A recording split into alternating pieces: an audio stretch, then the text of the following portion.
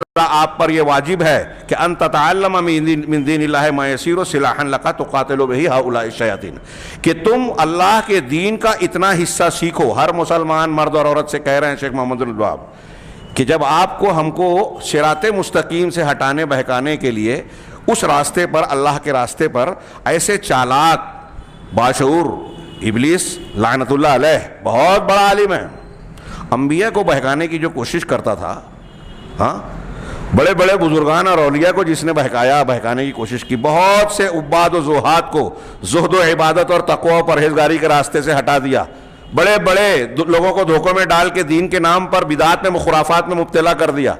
تو کتنا چالاک ہے وہ.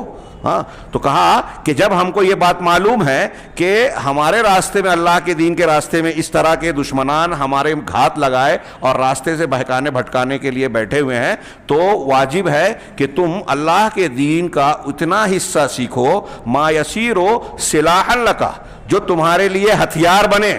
ہاں تو قاتلوا بہ ہؤلاء الشیاطین، جس کے اس ہتھیار کے ذریعے سے ان شیاطین کا آپ مقابلہ کر سکیں، ان سے لڑ سکیں. الذین قال امامہم ومقدمہم، جن کے ان شیاطین کے امام اور ان کے رب کے ومقدمہم لربک، اور تمہارے رب کے سب سے اگلے شخص نے جو ان کا سردار سامنے تھا، اس نے کہا تھا، یعنی ابلیس، یہ شیاطین جو ہمارے راستے میں بیٹھے ہوئے ہیں، اس کا امام اور رب سے پاس سب سے مقدم، جو ان کے مقابلے میں سب سے اول شخص تھا، اس نے اللہ رب العالمین کے سامنے یہ بات کہی. سورہ اعراف میں اللہ نے نقل کیا آیت نمبر 16، 17 اور پھر آگے کی آیات میں کہ لَأَقْعُدَنَّ لَكَ صِرَاطَكَ الْمُسْتَقِيمَ. ابلیس نے اللہ سے یہ کہا، جب مہلت مانگ لی، انذرنی، مجھے مہلت دے، تو اللہ نے کہا کہ کیا ہے، اِنَّكَ مِنَ الْمُنذَرِينَ. ہاں اور بعض آیتوں میں کہا کہ قیامت تک کے لیے تجھ کو میں چھوٹ دے رہا ہوں، مہلت دے رہا ہوں. تو جب چھوٹ اور مہلت مل گئی تو اس نے یہ کہا لَأَقْعُدَنَّ لَكَ لَهُمْ صِرَاطَكَ الْمُسْتَقِيمَ، کہ یہ جو تیرے بندے ہیں نا، آدم کی اولاد انسان، ان کے لیے میں تیرے سیدھے راستے پر بیٹھوں گا، ضرور بیٹھوں گا. بیٹھوں گا کیا ان کو دیکھنے کے لیے؟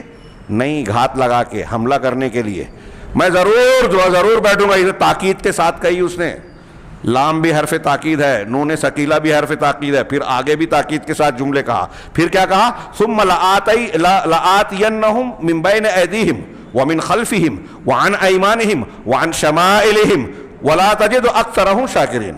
پھر میں ان کے آگے سے آؤں گا، پیچھے سے آؤں گا،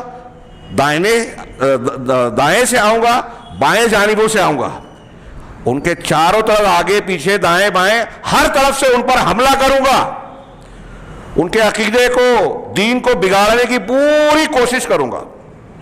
اللہ پھر کیا کہا؟ وَلَا تَجِدُ أَكْثَرَهُمْ شَاكِرِينَ. آپ اللہ ان میں سے اکثر لوگوں کو تو شکر گزار نہیں پائے گا.